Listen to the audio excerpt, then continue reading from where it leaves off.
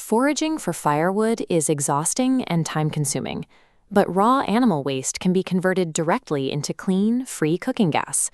This animation shows how the biodigester Sertanejo functions as an oxygen-free mechanical stomach. Inside, naturally occurring bacteria break down the manure and release methane gas. To keep those bacteria working, location is critical. The digester must be built in an unshaded area, typically about 15 meters from the kitchen. The system relies on a mesophilic temperature zone. Mesophilic refers to an environment kept between 30 and 38 degrees Celsius, which is the ideal range for these specific microbes to thrive. Sustained heat from the sun provides the energy that keeps the methane-producing bacteria alive. Mastering this biological process reduces household expenses and directly protects the fragile Caatinga biome from relentless deforestation for firewood. This diagram shows dimensions for the main excavation pit, 3 meters wide and 2 meters deep. Notice the spatial arrangement. The charge box sits above the main tank, while the discharge box is lower, allowing fluid to flow naturally by gravity. This schematic outlines the custom wooden molds used to form the tank's concrete plates. The internal dimensions require a 53-centimeter curve and a 52-centimeter straight width to form a perfect cylinder when assembled. When pouring these structural plates, the mixture must be exact: 3 wheelbarrows of sifted sand for every 1 bag of cement. This 3D model illustrates a necessary modification for 2 specific plates.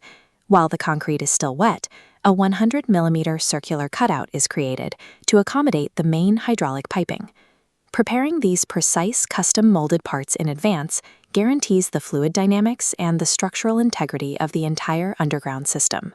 The floor requires a perfectly level concrete base, stabilized by a rebar cross.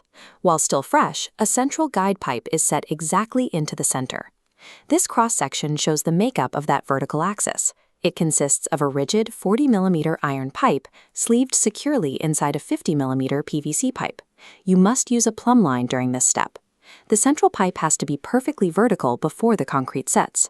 If this central axis is even slightly tilted, the floating gas bell will permanently jam against it, paralyzing the entire energy-producing system. Once the floor is dry, the cured concrete plates are stacked edge to edge in a circle to form the vertical walls of the main anaerobic reactor. This diagram shows the required structural reinforcement. The outward pressure from the heavy slurry inside, represented by the red arrows, is counteracted by wrapping the exterior with number 12 galvanized wire, shown in blue. Exactly 3 loops of that wire must be tied tightly around every single row of plates to prevent a structural blowout.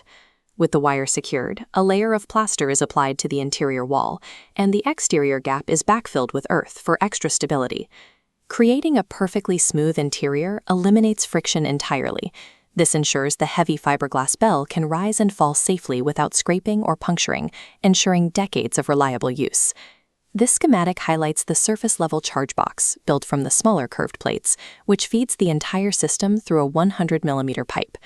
Inside this box, raw manure and water are mixed in a 1-to-1 ratio before gravity pulls the slurry down into the reactor. On the opposite side, the discharge box sits slightly below ground level. It captures the displaced liquid biofertilizer as new manure enters the system.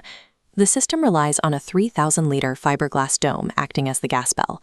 To prepare it, a hole is drilled straight through the top center. Physical weight is added to the top of this bell. As the gas inflates the dome, that extra weight provides the downward pressure necessary to push the methane through the pipes and into the kitchen.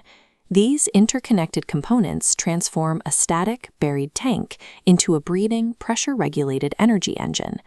Operation requires just 1 brief morning feeding in the charge box. That single load provides enough pressurized gas for a family's entire day of cooking. The system yields 2 outputs. As gas is produced, rich liquid biofertilizer automatically overflows into the discharge box, ready to be applied to crops. Back in the kitchen, standard stove burners may need their holes slightly widened to perfectly accommodate the specific flow rate of the biogas. Maintaining this simple daily routine eliminates the need to ever purchase expensive petroleum gas cylinders again. By mastering this circular technology, farmers turn a daily environmental liability into complete energy and agricultural autonomy.